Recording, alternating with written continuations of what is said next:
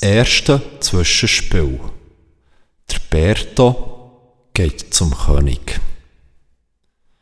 Im Lauf von seinen Lehrjahren bekommt der Berto dann einen besonders komischen Auftrag von seiner Hexenmutter. Wie er zuerst denkt. Der Berto muss sich nämlich beim König zeigen und mit ihm zusammen ein Palaver abhalten. Erst, wo der Berto dann am Abend wieder zurück ist, in der behaglichen Höhle und bei warmem Kerzenschein und einem dampfenden Kräutertee, der Berto davon berichtet, was er denn heute alles erlebt hat, kommt dem Berto nach die Erkenntnis, dass das ganz und gar kein komischer Auftrag war. Darum machen wir es uns jetzt auf der dicken Fähle in der Höhle so richtig gemütlich und hören Berto zu, was er zu berichten hat. Ich bin also heute Morgen, wie es mir von dir aufgetragen worden ist, ins Schloss vom König, das etwas ausserhalb von Gunzhausen liegt, gegangen. Fährt er seine Geschichte an und nimmt sich ein herrlich feinschmeckendes, frisches Stück vom Äpfelkuchen, das die Berta heute im Kochecken von der Höhle für sie beide gebacken hat. Der Berta weiss, dass Berta ein Lager von vielen Früchten und auch von Gemüse im hinteren Bereich von dieser grossen und geräumigen Höhle angerichtet hat, die sich sehen kann. Durch das haben sie nämlich immer dann, wenn sie gerade Lust danach haben, die Möglichkeit, Äpfel und allerhand andere feine Sachen aus der Natur zu geniessen, die sonst nur während der wärmeren Monate wachsen.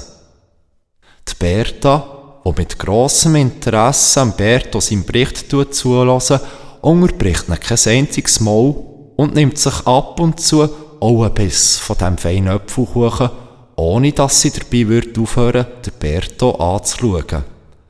Ganz und gar gefesselt bin ich von seiner Geschichte.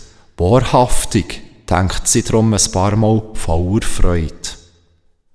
Das Schloss habe ich innerhalb kürzester Zeit erreicht, fährt der Berta weiter, nachdem er abgeschluckt hat. Ich bin dabei einfach am Weg gefolgt, den die Krähen mir gezeigt haben, und so bin ich also schon bald aus dem Wald draussen gsi und nach etwa 300 Schritten direkt beim Schloss angelangt. Ich habe dann auch während meinem gesamten Aufenthalt im Schloss, wie du mich angewiesen hast, mit keinem Wort erwähnt, von wo ich komme und wo ich wieder hergehen.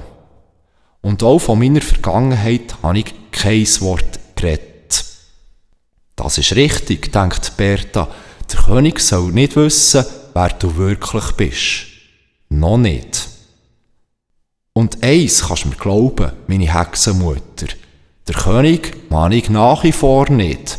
Und obschon es mir äusserst zuwider war, habe ich meine Aufgabe dann erfüllt. Darauf aber spürt Berta ein angenehmes Feuer in ihrem Herzen.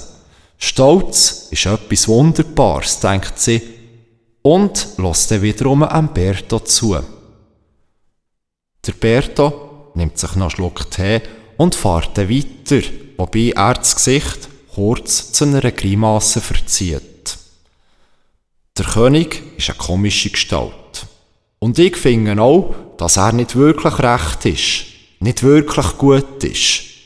Darum habe ich auch ein paar Mal daran gedacht, wie froh ich doch bin, dass ich hier mit dir zusammen leben kann. Der Berto streckt seine Arme aus, so als würde er alles um sich herum mit einer einzigen Bewegung umarmen. Ich habe den König also gefragt, ob ich ihm meine Dienste anbieten kann, aber der König hat darauf aber bloß ein einziges Wort als Antwort übrig gehabt. Nein, hat er gesagt. Und als er dann angefangen hat, ungeduldig auf seinem Stuhl herumzurutschen, ist es mir dann doch zu viel geworden und ich bin schnurstracks wieder zurückgekommen. Mit diesen Worten beendet der Berto seinen Bericht. Und wie die Berta und der Berto wissen wir jetzt auch, dass der König eine grosse Abneigung gegen urtümliches, natürliches Wissen hegen tut.